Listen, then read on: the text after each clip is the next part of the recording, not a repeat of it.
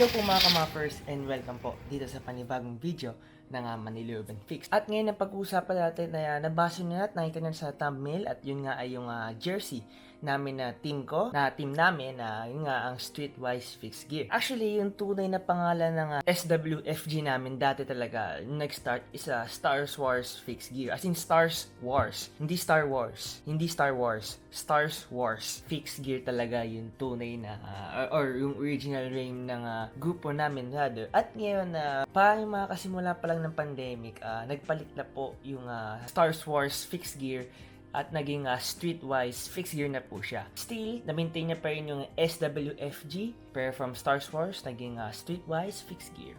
And nga pala, courier service nga pala yung Streetwise Fix Gear. So yung pag-usap natin ngayon mga kama-first is about the jersey, cycling jersey. And also, meron po tayong short na vlog bandang huli. So make sure na mag-stay put po dito sa video para matuklasan niyo po or mapanood niyo po yung vlog dun nga po sa last part ng video na ito. So kung bago lang po sa channel ko, ako nga pala po si Admin Allen and I create fixer videos, fixer vlogs, fixer reviews, and cycling content dito sa platform ng YouTube. At hindi ko naman ipinipilit, but kindly consider na mag-subscribe po kayo dito sa aming YouTube channel, dito sa Manila Urban Fix. So without further ado, tara at simulan na nga po natin. So, napansin nyo na halos lahat or lahat ng videos ko kapag naka-cycling jersey ako, isa lang ang gamit ko at yun yung heritage na bib tapos yung taas is Pierre. Tama ba yung pag-pronounce ko? Basta yun, yun yung palaging suit ko. Blue, red, white yung team ng color ng jersey na yun. Unahan ko na kayo mga kamappers. Yes, nilalaban ko po yung jersey na yun. Of course, syempre nilalaban ko yung jersey na yun. Kasi hindi naman ako madalas mag-ride. Hindi naman ako araw-araw na nag-ride tulad dati. I mean, kahit araw-araw naman ako nag-ride tulad dati. Nilalaban ko pa rin ng araw-araw. Minsan lang ako mag-ride na naka-jersey. Kaya nalalaban ko siya. So, okay hindi porket isa lang yung aking jersey. Ibig sabihin, hindi ko nilalaban. So misconception yun na baka mag-comment kayo dyan. Kasi may na-issue na gano'n. Anyway, hindi yun yung pag-uusapan natin. So, let's go back to the jersey nga. So, sa mga newbies dyan, sa mga bago dyan sa fixed gear or cycling, ang cycling attire o ang cycling jersey, cycling bib set, is a proper attire para mag-bike, para mag-cycle. Now, bakit siya naging proper? Or rather, ano mga kanyang advantage? So, isa sa mga unang advantage dun nga sa isang cycling jersey is of course, number one, aero siya. Yes, aero siya dahil yung damit, mas fit siya sa katawan mo. Therefore, mas maganda yung daloy ng hangin, mas maganda yung daloy ng hangin, mas smooth yung daloy ng hangin. Ibig sabihin, mas aero ka sa bike mo. Mas aero, mas mabilis dahil mas madali pumunit sa hangin. Baka sabihin dyan, hindi naman totoo yun, Aulin, kalit-lit lang ng ano. No, may malaking difference po ang jersey in terms of performance. Yes, meron pong pag-aaral na yung jersey, mapapabilis ka talaga niya. Meron kang masisave na watts. Mapapabilis hindi ko sinabing mapapanalo. So, mapapabilis ka niya. So, meron kang again, masisave na watts kapag nag-proper cycling jersey ka. Yung fit sa'yo. Second naman is yun ay ang comfort.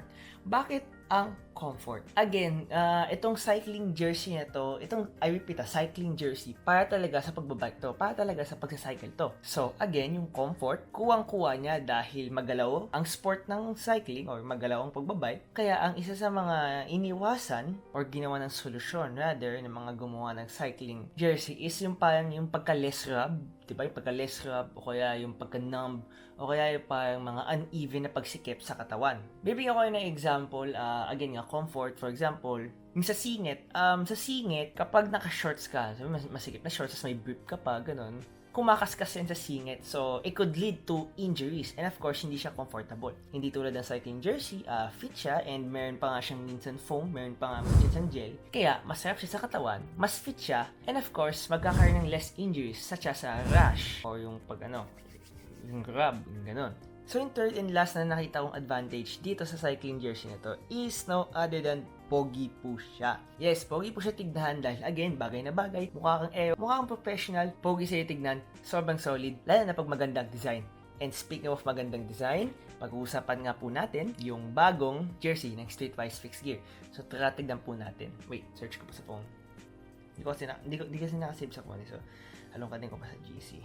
So, kung makikita nyo naman, yung ano namin, yan, yung jersey namin, para sa akin, ang ganda ng pagka-gradient, ang ganda ng pagka-fade ng dalawang colors. And yung dalawang colors, nagko-complement sila sa isa't isa. Darker, tapos meron na white. So, parang, again nga, nagko-complement sila sa isa't isa.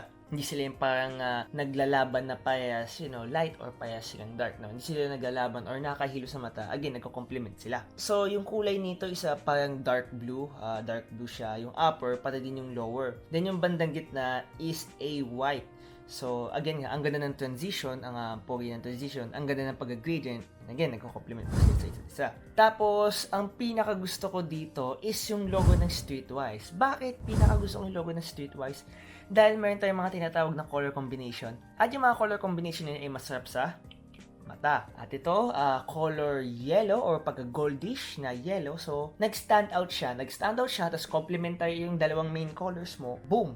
Ang ganda tignan ng jersey namin. So, yes, ang pogi talaga ng aming jersey. Salamat sa nag-design nito. Ewan ko sino nag-design ito. Anyway, tapos yung right side niya, parang, I don't know, clouds. Again, hindi ako nag-design dito.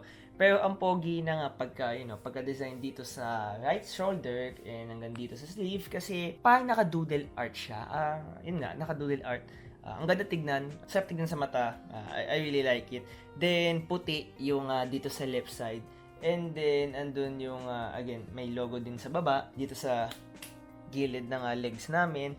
And of course, dun sa kind of top lip, kung mapapalad, ilalagay po yung Manila Urban Fix logo. Pero hindi po ako nila sponsor. Sponsor lang nila po ako sa Pansit Canton pag nagkikita po kami.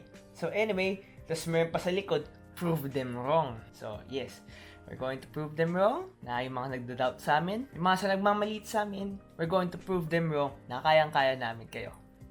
Oo, malalakas yung mga team members namin. Kala nyo, hindi malalakas yung may nagpo-fourth place, may nagpo-podium sa amin. Pero hindi ako yun. Mahina ako eh. So anyway, tas yun, STRT, Streetwise Fix Gear. And then, sa medyo sa gitna ng bottom, sa lumbar. Lumbar meaning, lower spine, kung hindi ako nagkakamali. Sa lumbar part naman, lower back, andun din yung doodle ng clouds.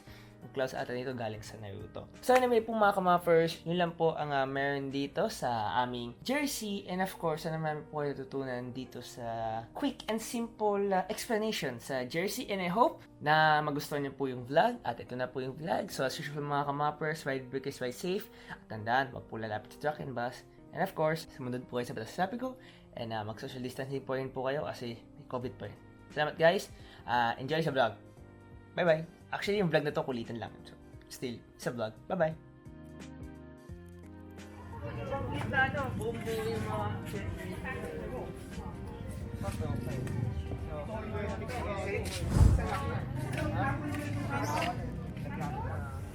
Gago, swerte niya, mura.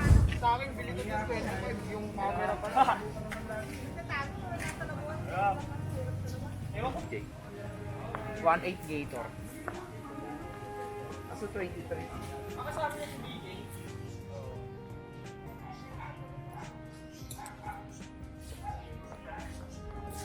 Ang hirap naman pang video.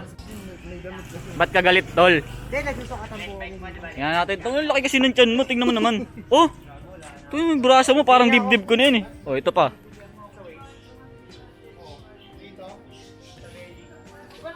Pangit si Nelly. Abenton lang malakas. Abenton lang pansalpukan. Huli ko sinalpok, motor sira. Sukatan ko na kayo, ako na magsusukat. Ayoko sa'yo. Ano, kanya-kanyang sukat? Mag-video habang magsusukat. Tapos ba dapat ikot yan? Hindi ba ikutan yun?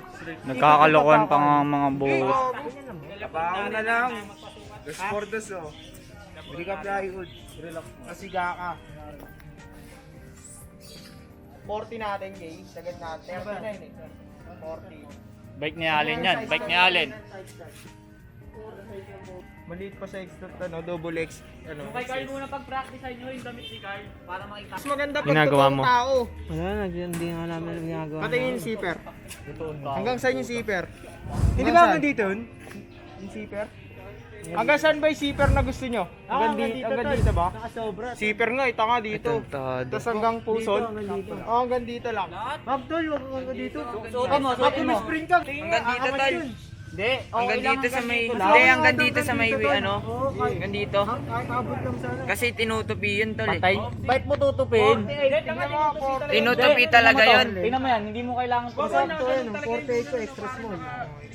Tama yung sinunod natin. Kasi diba ito, pantay mo sa ganito mo. Kasi pag sagad yun na nakaangat, yung umuwat sa mate, umaangat yun eh. Crop Bilog top. mo dito, di ba may bilog dito? May sukat ba yun dito? Sukatin mo, pantay mo. Meron. Putang ina, sobra. So yun sa atin, customer, sila gagawa ng sukat natin base sa sukat natin. Hindi kahit pa pala natin susundan. Oo, kahit di natin sundan, oo, guide lang. Bablog mo yan? Oh, kanina pa nga kayo away ng away. Oh, andito lang nga sa gilid eh. Nagtataka nga ako eh. Boy, ba't ka galit? Kanina ka pa galit ah. Hindi ako galit. Hindi ka ba? Ano ba yan? Ano ba yan? Explain mo. Hindi lang kami nagkakaintindihan. Ah. Gato lang din boses ko. So, Pero hindi ako galit. so salamat, God bless na lang. Ano mo, ba't ka galit? Uy, bagada magmumura. Oo, wala magmumalods. Hindi, alam ko dapat sa gitna eh. Sa gitna dapat yung start eh. Sa gitna ng diameter ng bilog. 52, tama. Tama. Ang galing. Mga pulak-pulak ka ba? Galing, men. May katuntua, boy. Kasi sila eh. Nagtitripa nila ako eh. Ah. Kasi naman. Yung sa atin, hindi pa natin siya yung black. Grabe angle yan, Lods ah. Plus yung puwet dyan, pinapasok mo sa puwet. Purog na. Huwag na, boy. Eh, may ari nito, boy. Ano masabi mo sa may ari nito, boy, ha? Tanga yung may-ari niya, ilang beses yung mga salpok may-ari niya. Tanga, bakit, boy? Ba't sumasalpok? Pinipirinuhan ako ng motor eh. May preno ka naman, oh, ayun, oh. Wala. May brake Visible lever. oh. yan, visible. Ah, visible. Dito yung preno, tingnan mo. DI po. Ay, grabe yun, Lods. Ay, ito ba yung preno? Yan ba? Hindi, tingnan mo. Ay, hindi ba?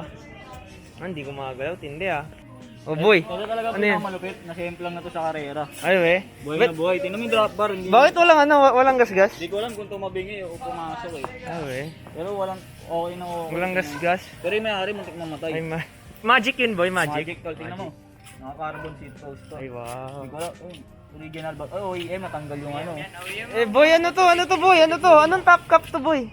Ano yan? Egis yan! Egis. Boy, ano yung MUF, boy? Biker dude, lagay mo. Oo. Ang ilo dapat, hindi dapat map. Uy, di ko inatkot yun. Nalisi ka pa. Tingnan mo yung ano mo, nagbabakbak ano. Tingnan mo. Ano yan, boy? Ba't mo nga bakbak? Tagtuyot. Ah. Tagtuyot, ano. So kapag ano na, kapag tagulan na, hindi na mawawala na yung Yan, mukha bakbak. kasing kuyukot eh. Ay, uy, boy, kuyukot ka daw. Payag ka? Nakatanggap ng ano, ellipse niya alin. Ito. Ellipse ko ba yan? Walang decals ellipse ko, boy. Siyempre, pinalagyan niya. Ah, wow. Uy, ba't ka nagagalit? Ba't ka nagagalit? Galit. Tingnan mo, tawag ako ng mga tanga. Uy, wala magmumuya. Ah, wala lang.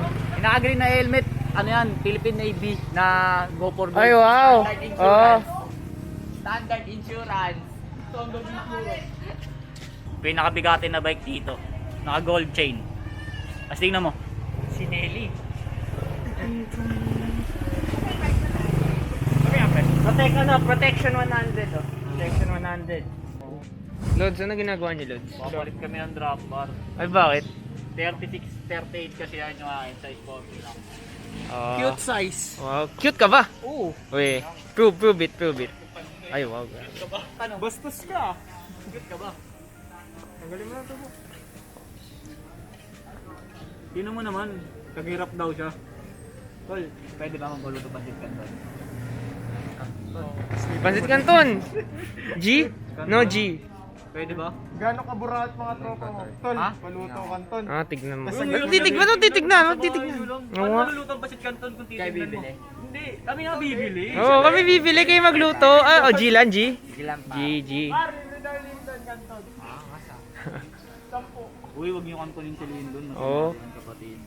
Si Lyndon, mabait na kaibigan to eh. Uy, bakit umiiwas naman? Ba't umiiwas yon?